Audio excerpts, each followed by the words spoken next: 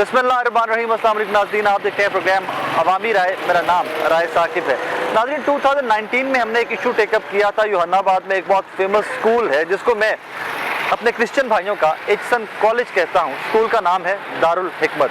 एक mega scandal था, एक मेगा फ्रॉड था, और उसके टेकअप करने के बाद जो हमारे मौजूदा minister human rights and minorities हैं, एजाज आलम अगस्टीन, उनके दामाद ने स्कूल पे कब्जा किया था। हम पे यहाँ पे फायरिंग भी हुई, उसके बाद थाने, कचहरियाँ, FIR, वो सब कुछ भी हुआ। और उसके बाद मिनिस्टर साहब ने शमशाम बुखारी साहब और राय तैमूर भट्टी साहब की मौजूदगी में हमें इंश्योर करवाया कि जी आप FIR वगैरह वापस ले लीजिए, हम इस स्कूल को वेकेंट करवाएंगे। दो के जो लैंड ग्रैबर है जिसने कब्जा किया है वो जनाब का अपना दामाद है।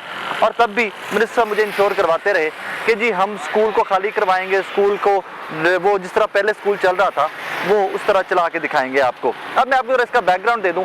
19 ये एक ट्रस्ट है, चैरिटेबल स्कूल है। 1994 में एक गोरे साहब आते हैं, एक फॉरेनर आता है, और वो एक ह्यूज ग्रांट के साथ ये स्कूल अपने हमारी माइनॉरिटी और अपनी कम्युनिटी क्रिश्चियंस के लिए ये स्कूल स्टैब्लिश करता है। सिंस ही वाज फॉरेनर, वो पाकिस्तानी नहीं थे, तो वो इसके चेयरमैन या बोर्ड ऑफ गवर्नर्स में नहीं हो सकते थे। उन्होंने एक बोर्ड बनाया पाकिस्तानी प्रोफेसर्स का, टीचर्स का और लोकल कम्युनिटी से।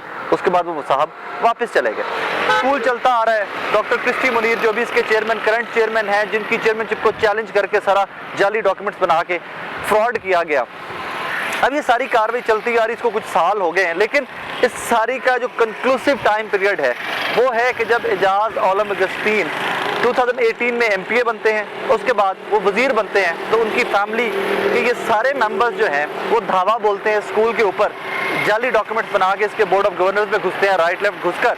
इवेंचुअली अब मुबैना तौर पर मेरे हाथ एक डॉक्यूमेंट लगा है जिसने मुझे दोबारा फोर्स किया कि मैं इस इशू को टेकअप करूँ। बिकॉज मेरी इन्फॉर्मेशन ये थी कि जी एजाज आलम अगस्टीन जो है उन्होंने जब इंश्योर करवाया था तो गवर्नमेंट खुद इन्वॉल्व हो गई, तो स्कूल के मैटर्स सॉर्ट आउट हो गए होंगे, कब्जा शायद वागजार हो गया होगा। लेकिन कब्जा वागजार होने की बजाय होता क्या है कि मैं दुख के साथ ये कह रहा हूँ, मैं पर्सनल नहीं होता किसी भी बंदे के साथ, लेकिन एजाज आलम अगस्टीन साहब जो काड़ा के 3 मरले के किराए के घर से उठे थे और अब डिफेंस में फेज 5 में कनाल के घर में रह रहे हैं, तो मुझे समझ नहीं आती कि वो रातों रात उनके हालातों वाकयात कैसे बदले। इसी तरह के स्कैम शायद मुबैना तौर पर एक डॉक्यूमेंट जो अभी आपको स्क्रीन पे भी दिखाऊंगा, एक डॉक्यूमेंट है जिसमें डॉक्यूमेंट की एक पार्टी जो है उनकी बेगम और उनका दामाद है, वो ये स्कूल की प्रॉपर्टी एक लाहौर के इन्वेस्टर के साथ मिलकर दे रहे हैं और उनकी इन्वेस्टमेंट करवा रहे हैं, खुद को इस प्रॉपर्टी का मालिक शो कर रहे हैं। मुबैना तौर पर कॉन्ट्रैक्ट है, कॉन्ट्रैक्ट आप स्क्रीन पर भी देख सकेंगे। आज के शो में इस सारे स्कैम को लेके कैसे चले, इस सारे स्कैम में ये सारा स्कैम किया कैसे गया, बड़ा पढ़ा लिखा सा स्कैंडल किया गया। और फिर बदकिस्मती ये कि पहले ही जो कम्युनिटी माइनॉरिटी इस मुल्क में पिसी हुई है बकौल उनकी, जिनके लिए स्कूल बहुत बेहतर नहीं है, जिनके रहने के हालात बहुत बेहतर नहीं है, उनको एक इतना बेहतरीन इदारा बनाकर दिया गया और उनकी अपनी ही कम्युनिटी, उनका अपना ही इकलीतों का ही वजीर, उनके अपने अंदर से ही घर में से उठा और घात लगाकर इस पर कब्जा कर बेचने की अब कोशिश की जा रही है। सारे शो के अंदर पूरी डिटेल्स आपको बताऊंगा, और वो रेलेवेंट लोग जो इस केस को लेके चल रहे हैं, जिन्होंने फाइट किया FIRs के लिए, प्लीज के लिए, अदालतों में फाइट कर रहे हैं, उन सबसे भी बात होगी। और वो तमाम लोग जो यहाँ से पढ़े लिखे हैं, जिन्होंने यहाँ से तालीम हासिल की, उसके बाद अपने करियर का आगाज़ किया, उनके दिल पे क्या गुजरती है। आज के शो में अवामी राय हमारे यूहन्नाबाद की क्रिश्चियन कम्युनिटी की, जिनके दिल का टुकड़ा दारुल हिकमत फ्रॉड के तहत, स्कैम के तहत आगे एक प्राइवेट प्रॉपर्टी बनाया जा रहा है और इसके ऊपर एक इन्वेस्टर की इन्वेस्टमेंट ला के इसको एक कारोबार बनाया जा रहा है।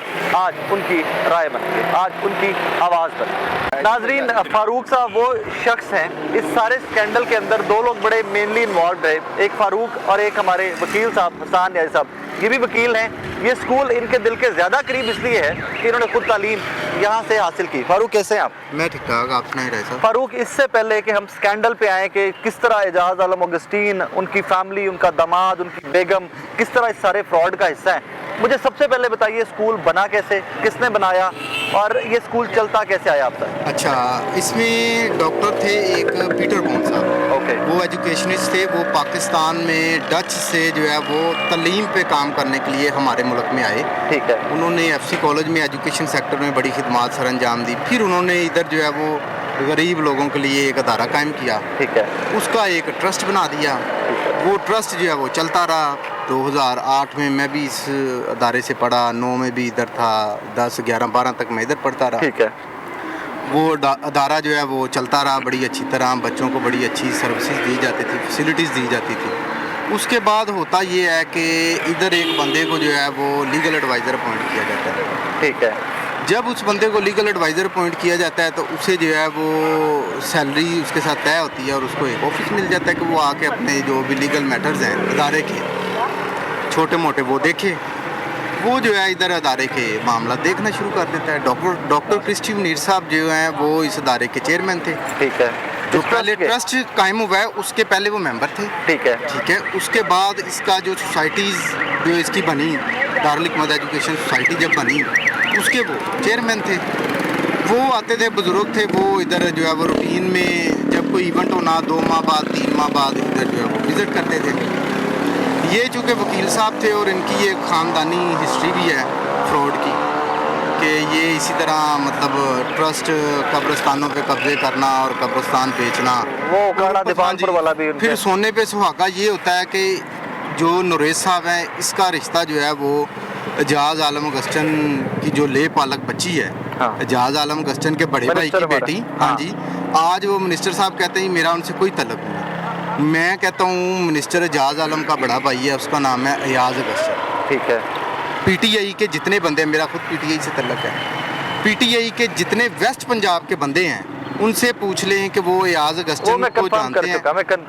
वो एयाज अगस्टन साहब इस time west Punjab minority wing के जनरल सेक्रेटरी हैं। आज तक वो एक जलसा जुलूस तो दूर की बात, एक मीटिंग में भी नहीं थे। मुझे बताएं, अगर वो एक बंदा जिसको पार्टी जानती तक नहीं है वो जनरल सेक्रेटरी किसके इन्फ्लुएंस से बन गया?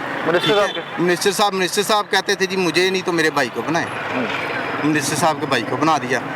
इनका आपस में रिश्ता हो जाता है। उसके बाद अपना नरेश साहब और जो है वो पावरफुल हो जाते हैं। इन्होंने जो है वो आप अभी राय साहब आप सोसाइटीज़ एक है इनका जॉइंट स्टॉक रजिस्ट्रार, उनके ऑफिस से जाके पता करें कि यार सोसाइटी किसी के नाम पे है, मैंने अपने नाम पे करवानी है, मुझे बताएं। वो आपको कहेंगे भैया ना आपके नाम पे नहीं हो सकता। एक बंदा जिसका दूड़ो नीरे से भी कोई तल्लक नहीं है, मुझे बताएं वो चेयरमैन कैसे बन गया? Fair enough. आप सोसाइटीज़ एक्ट वाले जो हैं जॉइंट स्टॉक रजिस्ट्रार वाले, उनसे जाके पूछें कि भाईजान ये बंदा कैसे बन गया। हमने क्योंकि हम वकील हैं, हमारे पास काम आता है, 2-3 बंदे चेंज करवाने हो ना, सोसाइटी चल रही है, मेन बंदे सारे वही हैं, सिर्फ 2 से 3 बंदे चेंज करवाने हों वो नहीं चेंज करते। 1 साल में आप 1 बंदा चेंज करवा सकते हैं। ठीक है। इधर पूरे का पूरा बोर्ड चेंज हो गया, वो किसके इन्फ्लुएंस से चेंज हुआ? बिल्कुल ठीक है। आया एजाज आलम ने इन्फ्लुएंस किया या मुबैना तौर पे जॉइंट स्टॉक वालों ने पैसे लिए? दो ही काम हो गया ना, दो ही काम हो गया। दो ही पॉसिबिलिटी। तो आप उनसे भी पूछेंगे भाईजान ये कैसे बन गया। फिर जब हमने एप्लीकेशन दी है, डीएसपी साहब, एसपी साहब, हमें 3 माह तक हम चक्कर लगाते रहे। अल्टीमेटली नरेश साहब जो है वो उन पे पर्चा हो जाता है। एजाज आलम साहब अरेस्ट होते हैं? नहीं, अरेस्ट नहीं होते, प्री अरेस्ट बेल ये करवा लेते। कौन सी दफात लगी? 420, 468, 461। 468 नॉन अवेलेबल है। 468 जो है वो नॉन अवेलेबल है, बाकी 2 जो है वो बेलेबल है। 2 में बेल होगी, 468 में भी गिरफ्तार नहीं हुआ? उसमें ही बेल हो। उसमें भी बेल हो। उसमें इन्होंने क्या किया, जो लाहौर बार का लास्ट टन्योर का जो प्रेसिडेंट था जिया खान, उसको कर लिया वकील। उसको कर लिया चूँकि ये खुद भी वकील था। हाँ। तो इन्होंने कहा जी वो मेरा जो है वो मतलब बस फिर वकीलों का आपको पता है मामला जो है वो फिर मैनेज कर लेते हैं। उसको 10 लाख अब मुबैना तौर पे एक कॉन्ट्रैक्ट सामने आ रहा है। जी बिल्कुल। वो कॉन्ट्रैक्ट की डिटेल बताइए मुझे। वो कॉन्ट्रैक्ट जो है वो एजाज आलम साहब से लास्ट टाइम भी आपने पूछा तो उन्होंने कहा था जी मुझे तो पता ही नहीं है। मुझे पता ही नहीं है, मतलब मेरी मुझे पता भी नहीं है। और शमशाम बुखारी साहब रहे, तैमूर भट्टी साहब की मौजूदगी में कस्बे और कुरान उठा के कहा कि जी मैं स्कूल का कब्जा भी छुड़वा के दूंगा, मैं स्कूल को बेहतर हालत में भी लेके आऊंगा, पहले से अच्छा चला के भी दिखाएंगे हम। हाँ जी, वो अभी उस कॉन्ट्रैक्ट में एजाज आलम साहब की बीवी इन्वॉल्व है। हाँ, मुझे जो कॉन्ट्रैक्ट पड़ा है मैंने वो नाज़रीन पार्टी जो है सेकंड पार्टी जो है उस पे देखें नरेज मसीह है। हाँ। एक नरेज मसीह है। हाँ। जिसने कब्जा किया, जो इसका एजाज मसीह का जवाई है। हाँ। जो उसका दामाद है। हाँ। वो है। और एजाज आलम अगस्टन जो है वो उसकी बेगम है। हाँ। अब वो वाला डिफेंस वाले घर का एड्रेस है। डिफेंस वाले घर का इनका एड्रेस है। मैंने जो काड़े का 3 मरले का घर ही याद आंदा है, जब मैंने पढ़ा ना उसके 3 मरले का घर जो है वो इसका एक भी घर नहीं था, ये एक रेंट पे रहता था। हाँ, ठीक है। और इसका एक भी घर नहीं था। 2 माह 3 माह जिसका किराया जुड़ जाता था वो इसे छुटे मार के जो है वो निकाल देता था। आज जो है वो इसकी बच्चे जो है वो बाहर के चक्कर लगा रहे हैं। अभी मुझे बताए इसका सोर्स ऑफ इनकम क्या है, क्या सोर्स ऑफ इनकम है इसका? नहीं आजकल तो बड़ी बड़ी गाड़ियां, सरकारी गाड़ियां तो बखरियां बड़ियां गाड़ियां घर च भी है ने। तो सर जी ये हम एक नैब में भी एप्लीकेशन देने के बारे में सोच रहे हैं कि इसका सोर्स ऑफ इनकम क्या है? देनी चाहिए कि मतलब एक बंदा जो किराए पे रहता था 2-3 माह किराया इसका जुड़ जाता था, लोग निकाल देते थे। आज भी किसी ने भी रेंट पे घर दिया हो तो 2-3 माह अगर किराया ना दे वो तो निकाल देगा। तो एजाज साहब की तो पूरी हिस्ट्री है, इन्होंने तकरीबन उकाड़े कि कोई एक गाँव एक चक नहीं होगा जो इन्होंने ना छोड़ा हो। 2 माह किराया जुड़ गया, 3 माह तलक छड़ के उस तो बंदे एमपी बन के देखो वजीर बन गए। दादा जी की हाल है? हां जी ठीक है, दुआवां कहानियां की कीता जे ਤੁਹਾਡੇ ਕੋਲ ਹੁੰਦੇ ਆ ਸਕੂਲ ਦਾ ਤੁਸੀਂ ਸਾਰੇ ਮੂੰਹ ਬਿੰਦੇ ਰਹੇ ਹੋ, ਕਬਜ਼ਾ ਵੀ ਹੋ ਗਿਆ ਫਰਾਡ ਵੀ ਹੋ ਗਿਆ, ਤੁਸੀਂ ਸਾਰੇ ਮੂੰਹ ਬਿੰਦੇ ਰਹੇ ਹੋ। ਸਰ ਅਸੀਂ ਤੁਹਾਨੂੰ ਪਹਿਲੇ ਵੀ ਇੱਥੇ ਇੰਟਰਵਿਊ ਦਵਾਇਆ ਸੀ ਕਿ ਪਿਛਲਾ ਅਲੀ ਮੁਰਤਜ਼ਾ ਨੇ ਵੇਚਿਆ, ਉਸ ਲਈ ਵੀ ਤੁਸੀਂ ਆਏ ਸੋ ਇੰਜ ਹੀ ਹੈ। ਹਾਂ ਲੇਕਿਨ ਉਦੋਂ ਮੈਨੂੰ ਮਿਨਿਸਟਰ ਸਾਹਿਬ ਨੇ ਇੰਨੀਆਂ ਕੋ ਗਰੰਟੀਆਂ ਤੇ ਇੰਨੀਆਂ ਕੋ ਕਸਮਾਂ ਖਾ ਰਹੀਆਂ ਕਿ ਮੈਂ ਕਿ ਯਾਰ ਇੰਨਾ ਝੂਠਾ ਬੰਦਾ ਤੇ ਨਾ ਹੋ ਸਕਦਾ। ਸਰ ਇਹ ਤੇ ਬਾਈਬਲ ਤੇ ਵੀ ਹੱਥ ਰੱਖ ਲੇਗਾ ਤੇ ਅਸੀਂ ਸ਼ਾਇਦ ਬਾਈਬਲ ਤੇ ਵੀ ਹੱਥ ਰੱਖ ਕੇ ਤਾਂ ਕਸਮ। ਹਾਂ ਨਹੀਂ ਇਹ ਝੂਠ ਮਾਰਦਾ, ਇਹ ਝੂਠਾ ਬੰਦਾ ਉਹ ਤਾਂ ਬਜ਼ਾਹਿਰ ਹੁਣ ਨਜ਼ਰ ਆ ਗਿਆ, ਹੁਣ ਤੇ ਕਨਫਰਮ ਹੋ ਗਿਆ ਕਿ ਝੂਠਾ ਬੰਦਾ ਹੈ ਆਗੇ ਕਿ ਮੇਰਾ ਉਸ ਮੁੰਡੇ ਨਾਲ ਕੋਈ ਲੈਣ ਦੇਣੀ, ਨਰੇਜ਼ ਨਾਲ ਕੋਈ ਲੈਣ ਦੇਣੀ ਤੇ ਹੁਣ ਆਪਣੀ ਬੇਗਮ ਦਾ ਨਾਂ ਕੰਟਰੈਕਟ ਵਿੱਚ। ਹਾਂਜੀ ਉਹ ਮੁਆਵਜ਼ੇ ਦੇ ਵਿੱਚ ਆਪਣੀ ਬੇਗਮ ਦਾ ਨਾਂ। ਹਾਂਜੀ ਇਹ ਵੇਖ ਲਓ ਫਰਾਡੀਆ ਨਾ ਫਿਰ ਸਾਰੇ ਫਰਾਡੀਆ ਕੱਲ ਨੂੰ ਫਿਰ ਤੁਹਾਡੇ ਕੋਲ ਆਏਗਾ ਮੈਂਬਰ ਦੁਬਾਰਾ ਬਣਨ ਲਈ, ਫਿਰ ਆਏਗਾ ਜਦੋਂ ਮਿਨੋਰਟੀਜ਼ ਦੇ ਅੱਗੋਂ ਫਿਰ ਆ ਕੇ ਅਗਲੇ ਇਲੈਕਸ਼ਨ ਫਿਰ ਤੁਸੀਂ ਇਹਨੂੰ ਫੁੱਲਾਂ ਦੇ ਹੱਥ। ਨਾ ਨਾ ਨਾ ਨਾ ਸਵਾਲ ਹੀ ਨਹੀਂ ਪੈਦਾ ਹੁੰਦਾ। ਮੇਰਾ ਨਾਮ ਸਰਵਰ ਭੱਟੀ ਹੈ, ਮੈਂ ਤਾਂ ਕਦੀ ਕਿਸੇ ਬੰਦੇ ਨੂੰ ਵੇਖ ਲਾਂ ਬਈ ਇਹੋ ਜਿਹਾ 2 ਨੰਬਰ ਕੰਮ ਕਰਦਾ, ਮੈਂ ਕਦੀ ਉਹਦੇ ਨਜ਼ਦੀਕ ਨਹੀਂ ਗਿਆ। ਮੈਂ ਸਕੂਲ ਮੇਰੇ ਐਡਾ ਦਿਲ ਦੇ ਕਰੀਬ ਹੈ, ਮੈਨੂੰ ਲੱਗਦਾ ਸੀ ਕਿ ਕ੍ਰਿਸਚੀਅਨ ਕਮਿਊਨਿਟੀ ਦਾ ਐਚਐਸਐਨ ਕਾਲਜ ਹੈ। ਹਾਂਜੀ ਬਿਲਕੁਲ ਐਡਾ ਵੱਡਾ ਸਕੂਲ, ਐਡੀ ਬਿਹਤਰੀਨ ਬਿਲਡਿੰਗ, ਇਹਨੇ ਬਿਹਤਰੀਨ ਕਲਾਸਾਂ, ਬੜੇ ਅੱਛੇ ਬੱਚੇ ਪੜ੍ਹਦੇ ਸਨ ਇੱਥੇ। ਫਾਰੂਕ ਵਰਗੇ ਪਤਾ ਨਹੀਂ ਕਿੰਨੇ ਕੁ ਤੋਂ ਵਕੀਲ ਤੇ ਕਿੰਨੇ ਕੁ ਅਫਸਰ ਇੱਥੋਂ ਨਿਕਲੇ ਹੋਣਗੇ। ਇਹ ਸਾਹਮਣੇ ਦੁਲਮਾਂ ਦੇ ਲੋਕ ਜਿਹੜੇ ਇੱਥੇ ਬੱਚੇ ਨੇ ਤੇ ਮੁਸਲਮਾਨਾਂ ਦੇ ਉਹ ਵੀ ਪੜ੍ਹਦੇ ਸਨ, ਮਸੀਹਾਂ ਦੇ ਵੀ ਪੜ੍ਹਦੇ ਸਨ। हाँ बिल्कुल हैं जी। भाई साहब आप भी आगे पढ़े में? जी एडवर्ड नसीर, मैं जनरल काउंसलर हूँ। अच्छा। योनाबाद से इलेक्शन लड़ता हूँ। अच्छा तो यार बड़े बड़े काबल तो एमपी के बड़े बड़े काबल मिनिस्टर नहीं पैदा होंगे पे क्रिश्चियन कम्युनिटी चो। बिल्कुल ऐसे ही है, एजाज अल मगस्तीन कितना काबल आदमी है। बस आपके सामने यही सारा कुछ आप देख रहे हैं। आप लोगों ने फारूक का तो मैं जानता हूँ कि फारूक पिछले 3-4 साल से ये जंग लड़ रहा है। आप लोग बाकी सारे कहाँ पे थे यार? योनाबाद कहाँ पे था? सारी कम्युनिटी कहाँ पे थी? हम लोग तब से ही जो है वो इस मामले में इन्वॉल्व हैं। और चूँकि आप समझ सकते हैं कि एक मिनिस्टर साहब जो हैं, मौजूदा मिनिस्टर साहब जो हैं, प्रेशर भी आता होगा। एक प्रेशर भी है। हम लास्ट टाइम जब यहाँ पे सारा वाक़या हुआ आप भी यहाँ पे मौजूद थे। ये जो काबिज हैं यहाँ पे नुरेज़, इसके खिलाफ जो FIR भी दर्ज की गई। इसके खिलाफ हमने बाद में 420, 468 और 471 का पर्चा भी मुकदमा दर्ज कराया। तो चूँकि ये वकील है, इसकी वजह से इसने अपने वकील होना इम्पोर्टेंट नहीं है यहाँ पे। यहाँ पे एजाज अल मगस्तीन का दामाद होना इम्पोर्टेंट हो गया। हाँ जी बिल्कुल ऐसा ही। वो ज्यादा इम्पोर्टेंट हो गया कि सिटिंग मिनिस्टर का, प्रोविंशियल मिनिस्टर का दामाद है। तो मैं बदकिस्मती से नाजरीन, मैं ये कहने से बिल्कुल मुझे श्योरिटी के साथ कहना पड़ेगा कि इस सारे स्कैम के अंदर एक सूबाई वजीर की आशीर्वाद या उनकी पावर ना यूज की हो तो ये स्कैम सारा आगे तक जा ही नहीं सकता था। इस स्कैंडल के अंदर रियासत मदीना के अंदर जहाँ पे माइनॉरिटीज़ का बहुत ख्याल रखा जाना चाहिए था, जो क्लेम खान साहब करते थे, उसी रियासत मदीना के अंदर पाकिस्तान में एक माइनॉरिटी जो पहले ही पिसी हुई है। मैं खुद से कहता हूँ हमारे पाकिस्तान की minorities are not that well off. उनके इतने बेहतरीन तालीमी इदारे, इतनी बेहतरीन रिहाइशें और वो बेहतरीन कम्युनिटीज़ नहीं है उनकी। वहाँ पे एक बेहतरीन इदारा बनाया जाता है ताकि यहाँ से बच्चे पढ़ लिख कर अपने हालात बेहतर कर लें। और उसी अंदर से कम्युनिटी में से एक बंदा उठता है नौरेज़, आगे जिसका सुसर एजाज अल मगस्तीन सूबाई वजीर, और वो कब्जा करके कितना मेगा स्कैंडल है नाजरीन कि उसके ऊपर एजाज अल मगस्तीन की सिर्फ वजारत नहीं जाती, इसके ऊपर कम अज़ कम ये सारी फैमिली जो स्कैम करके जाली डॉक्यूमेंट्स बना के बोर्ड ऑफ गवर्नर्स के मेंबर बने हैं, ये सारे गिरफ्तार भी होने चाहिए। इनके ऊपर नैब में दरखास्तें जानी चाहिए, इनके ऊपर केसेस चलने चाहिए। एक अदारे में जब एक लीगल एडवाइज़र को अपॉइंट किया जाता है, कभी किस कानून में लिखा हुआ है कि एक अदारे में एक वर्कर को अपॉइंट किया जाता है, वो अदारे का वर्कर कभी भी उस अदारे का मालिक बन सकता है? ऐसे यही है, ऐसे यही है, यही बात है। मतलब तो ये सारा इन्फ्लुएंस जो है वो अपना मिनिस्टर साहब का है, ठीक है। इसमें उनकी बैक है पूरी और वो सपोर्ट करते हैं नुरेज़ को, जिसकी वजह से अभी तक जो है ब्लास्फेमी के पर्चे तक करवाने पे हमारे अगेंस्ट गए हैं। उन्होंने बाद में पता चला कि यार ये भी 4 बंदे ले जाते थे साथ हम में। वो इतना शुक्र है जो उस वक्त के SHO थे वो बड़े को नेक इंसान थे, उन्होंने कहा यार जेड़ा मसला है ना ठोक भी दिंदे हो जेड़ा मसला है भी उन्होंने उतों तक रखो, एहो जिहा मसला नहीं इन्हों एहो जिहा और ब्लास्फेमी का तो आग लगती तो पता नहीं कहाँ की कहाँ जाती है। तब जो है वो नए नई आसिया बीबी का आपको पता है वो रिलीज हुई थी, तो उसने कहा यार आगे मुल्क में थोड़ा इंतजार है जो आप इंतजार फैलाना चाह रहे हैं। अब इसमें आगे फर्दर क्या कर सकते हैं आप लोग? सिर्फ रोला आवाम है ना, बिल्कुल ऐसा हम तो आवाम है, हम लोग तो बचा सकते हैं ना। एक जो अपना हमारे हक पे डाका डाला जा रहा है, बच्चों के तालीमी हक पे डाका डाला जा रहा है, हम तो उस पर शोर ही कर सकते हैं ना, हम तो अपनी आवाज़ जो है वो बुलंद कर सकते हैं। रियासत मदीना को उठाने की कोशिश, सोई हुई रियासत मदीना में बदकिस्मती है कि रियासत वो कि जो बड़े बड़े दावे करती है इंसाफ आपको दहलीज पे मिलेगा, मौके पे मिलेगा, ये इंसाफ है। और योहन्नाबाद, नाज़रीन मैं आपको एक और चीज़ बता दूं यहाँ पे कि योहन्नाबाद एशिया की सबसे बड़ी क्रिश्चियन कम्युनिटी है, एशिया की सबसे बड़ी क्रिश्चियन कम्युनिटी, जिसको उस्मान बुज़दार साहब, इमरान खान साहब ने तो नया स्कूल यूनिवर्सिटी को इनको दी है कि नहीं दी। एक जो खुद उनकी अपनी कम्युनिटी में 94 में उन्होंने अपनी कम्युनिटी के लिए, क्रिश्चियन कम्युनिटी के लिए बनाया, बाहर से ग्रांट आई, बाहर से फंडिंग आई, ज़मीन खरीदी के ऊपर बेहतरीन सी बिल्डिंग बना के एक बेहतरीन सा इदारा खड़ा कर दिया गया। वो कहते ना घरों सान लग गई, पंजाबी में कहते हैं कि घर के अंदर से एक चोर उठा और उसी ने पूरी बिल्डिंग के ऊपर, पूरे स्कूल के ऊपर कब्जा किया। और वो जो सारी डिटेल जिस तरह आपको फारूक बता रहे थे, बड़ी खौफनाक किस्म की डिटेल्स हैं, एंड इवेंचुअली इस रियासत मदीना के अंदर हो रहा है और फिर भी कोई नोटिस लेने वाला नहीं। छोटी सी ब्रेक लेते हैं, मेरे साथ रहिएगा। बिस्मिल्लाहिर्रहमानिर्रहीम, अस्सलाम वालेकुम नाज़रीन, आप देखते हैं प्रोग्राम अवामी राय, मेरा नाम राय साकिब है। नाज़रीन 2019 में हमने एक इशू टेकअप किया था, योहन्नाबाद में एक बहुत फेमस स्कूल है जिसको मैं वेलकम बैक नाज़रीन, मैं ऑन स्पॉट हूँ। मेरे पीछे आपको दारुल हिकमत नज़र आ रहा होगा, जिसको मैं बार बार कहा करता हूँ कि ये हमारी क्रिश्चियन कम्युनिटी का एचएसएन कॉलेज है।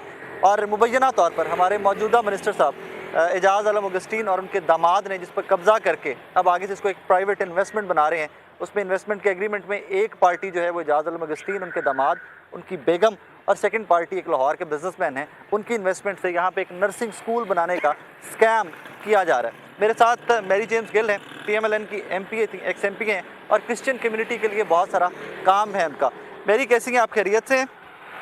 जी बहुत बहुत शुक्रिया आपका साकिब। मेरी मुझे बड़े दुख के साथ कहना पड़ता है कि हम लोग पाकिस्तान में हमारी माइनॉरिटीज़ के लिए पहले ही बहुत कुछ नहीं कर पा रहे, लेकिन क्रिश्चियन कम्युनिटी ने इटसेल्फ अपने आप से एक इतना बड़ा स्कूल क्रिश्चियन कम्युनिटी के लिए बनाया, और फिर उसके ऊपर हमारे क्रिश्चियन मिनिस्टर ही जो माइनॉरिटीज़ के मिनिस्टर हैं उन्हीं ने और उन्हीं के दामाद ने कब्जा करके कितना बड़ा स्कैंडल सामने ले आए और अपोजिशन होती रह गई।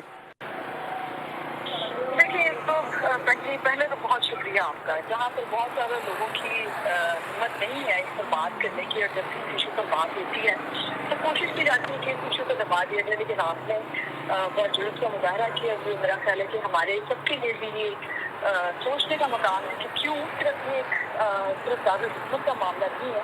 और जैसे आपने कहा कि जो क्रिश्चियन कम्युनिटी इन पर्टिकुलर उनका बहुत बड़ा कॉन्ट्रीब्यूशन है, जो तालीम के मैदान में हम देखें तो बहुत अच्छे इदारे इस तरह के कायम किए हैं, उन्होंने बहुत बड़े बड़े अफसोस की बात ये है कि चाहे वो अभी भी मदद कर रहे हैं, चाहे वो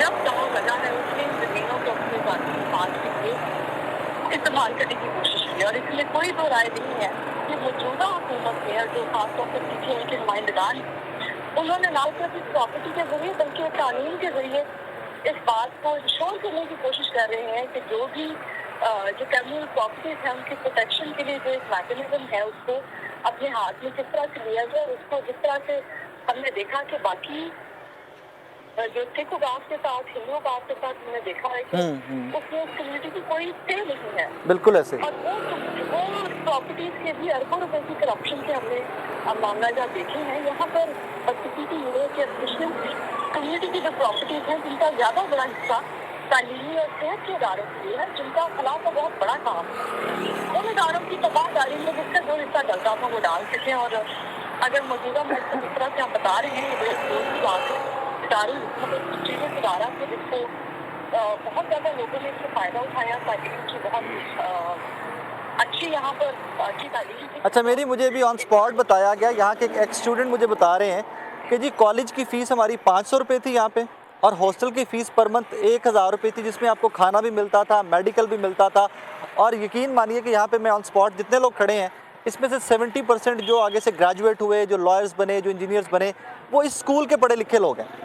सो एक वाहिद इदारा था कि जो एक प्रोडक्टिव साइड पे काम कर रहा था कम्युनिटी के लिए, और इवेंचुअली अब ये भी एक प्राइवेट एंटरप्राइज बन के रह जाएगा। अभी क्या ये लो कॉस्ट जो आप जो बात कर रहे हैं ना, वो चैरिटेबल जो उसका कॉम्पोनेंट है वो बहुत इंपॉर्टेंट है। बहुत सारे ऐसे इदारे हैं जहाँ पर फीस नहीं दी जा सकती, बहुत सारे मुसीबी इदारे ऐसे हैं जो कि बड़े नाम हैं लेकिन वहाँ पर मुसीबी बच्चों के लिए तालीम अफोर्ड करना मुमकिन नहीं है। तो दारुल हिकमत एक एग्जाम्पल था इस हवाले से कि वहाँ पर अच्छी तालीम के साथ साथ आपको अच्छी रिहाइश का वो सारा इंतजाम, लेकिन उससे भी ज़्यादा अफसोस की बात यह है कि अभी तक, क्योंकि अब वैसे तो हम कहते हैं ना कि नया पाकिस्तान में और बहुत कुछ नया हो रहा है, तो इतनी खामोशी के साथ और इतनी लीडर दलेरी के साथ ये सारा काम प्रॉपर्टीज को टेक ओवर करने की कोशिश की जा रही है, चाहे वो सीएस का मामला है, चाहे वो एसटी कॉलेज से मुहिता प्रॉपर्टी का मामला है। तो ये एक सिर्फ प्रॉपर्टी पे एक मिसाल हो सकती है कि किस तरह से मौजूदा हुकूमती जो की नुमाइंदे हैं उन्होंने इसको अपने बाकी जो फाइनेंशियल गेन है उसके लिए कर रहे हैं, लेकिन ये जो कैपिटल प्रॉपर्टी है वो कम्युनिटी की प्रॉपर्टी है।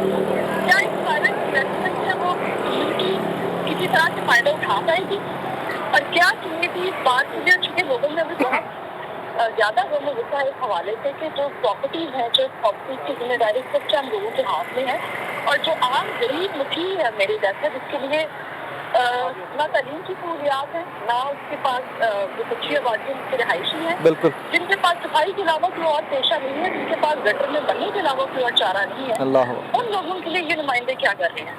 मेरा ख्याल है कि ये गरीब बच्चों के लिए, गरीब मुखी बच्चों के लिए जो आला इदारों में तालीम हासिल करना अफोर्ड नहीं कर सकते, ये उनके लिए कार्य खैर में हिस्सा डालने के बता देते कि अगर इनको हमारी मौजूदा गवर्नमेंट कार्य खैर में हिस्सा डाल रही है ना, कि अपने कैबिनेट मिनिस्टर्स को अमीर से अमीर तर करने के लिए कार्य खैर में हिस्सा डाल रहे हैं ना वो लोग। कम्युनिटी जाए भाड़ में, एक वजीर जो है उनका, उसकी फैमिली जो है वो फेज़ 5 में घर भी ले लेती है, उसको बड़ी बड़ी गाड़ियाँ भी मिल जाती हैं, उसके बच्चे अमेरिका के टूर भी मारते हैं और वहीं पे आगे से सेटल होने का भी सोच रहे हैं। तो आई थिंक कैबिनेट का फोकस, हमारे यहाँ मौजूदा वज़ीर-ए-आला और वज़ीर-ए-आज़म का फोकस जो उनकी कैबिनेट है, कम्युनिटी नहीं है। तो बस उसकी जिम्मेदारी और उससे जो अब जो ये नया जैसे आम पाकिस्तानी शहरी महंगाई से और बाकी हालात से तंग है, एक तालीम जो है और एक सेहत जो बुनियादी एक हक है, इसकी आम हालात में आम की बच्चों को एक्सेस नहीं है। हम कोटा की बात करें, हम हुकूमत से डिमांड करें कि इनके लिए स्कॉलरशिप का अरेंज करें, इनके लिए आला तालीमी इदारों में कोटा दें, लेकिन जब अपने तालीमी इदारे और अपने नुमाइंदे इस तरह से करेंगे तो मेरा ख्याल है कि हमारे पास कोई और वे आउट नहीं। चले, मेरी now I would request you कि अपनी इस कम्युनिटी के साथ इनके हम आवाज़ होइए प्लीज़, इस पे सब मिलकर शोर मचाते हैं और इस स्कूल को इंशाल्लाह हमने बचाना है।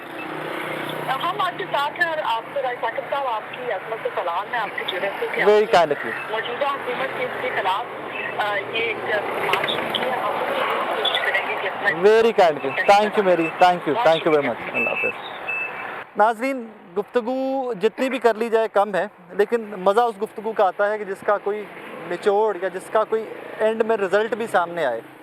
इसके ऊपर बहुत सारा काम हम पहले भी कर चुके हैं। मैं बार बार कह रहा हूँ, Farooq was the person who took up this issue and who stood by his calm. ये लड़ते रहे हैं, इनके ऊपर बड़े फ्यूरियस किस्म के अटैक्स होते रहे हैं, इनके ऊपर बड़े घिनौने किस्म के इल्ज़ामात लगते रहे हैं, FIR की दरखास्तें होती रही हैं, बट शायद उनके दिल के ज़्यादा करीब ये स्कूल इसलिए भी था कि वो ख़ुद यहाँ के फारिग तहसील थे, वो यहाँ से पढ़े हुए थे। हजूरे वाला रियासत मदीना, उसके अंदर हमारी जो माइनॉरिटीज़ या अक़लियतें जो थी ना, उनको बड़े तहफ़्फ़ुज़ात थे, उनके मुकम्मल राइट्स वही थे जो बाकी मुसलमानों के थे। यहाँ पर मुझे ज़रा दुख इस चीज़ का हो रहा है कि अगर यहाँ पर कोई मुसलमान या कोई और कम्युनिटी का बंदा अटैक करता, इस प्रॉपर्टी पे कब्जा करने की कोशिश करता ना, तो हम कहते हैं कि यार माइनॉरिटीज़ के साथ बहुत बड़ा जुल्म हो रहा है।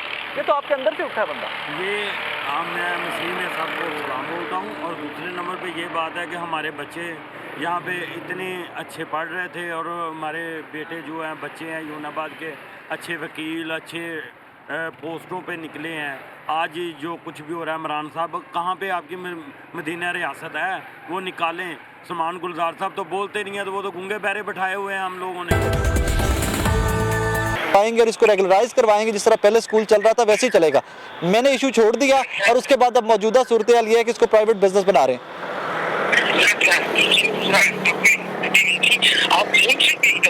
जी मैं बिल्कुल उनका भी कमेंट लूँगा इस पर। जी थैंक यू सरदार जी, थैंक यू वेरी मच। नाजरीन, कुछ लोग अभी भी इस तरह के हैं कि जिनका ज़मीर शायद ज़िंदा है और वो लोग आज भी गलत को गलत कहने की जुर्रत और इस्तात रखते हैं।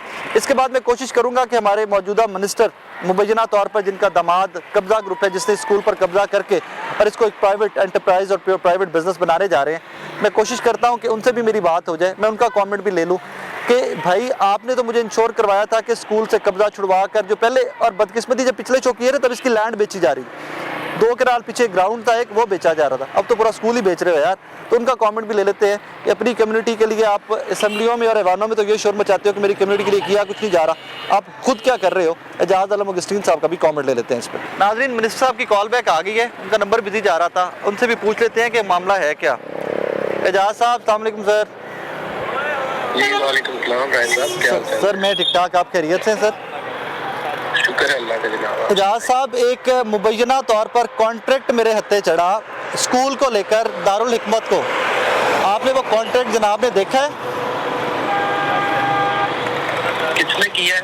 एक कॉन्ट्रैक्ट है जिसमें एक लाहौर के इन्वेस्टर हैं, एक पार्टी वो हैं और दूसरी पार्टी में आपके दामाद नौरेज़ और आपकी बेगम का और आपके फेज़ 5 वाले घर का एड्रेस दिया गया है और दारुल हिकमत में एक नर्सिंग स्कूल बनाया जा रहा है। जनाब ने वो कॉन्ट्रैक्ट देखा है कि आपकी नज़र से गुजरा है?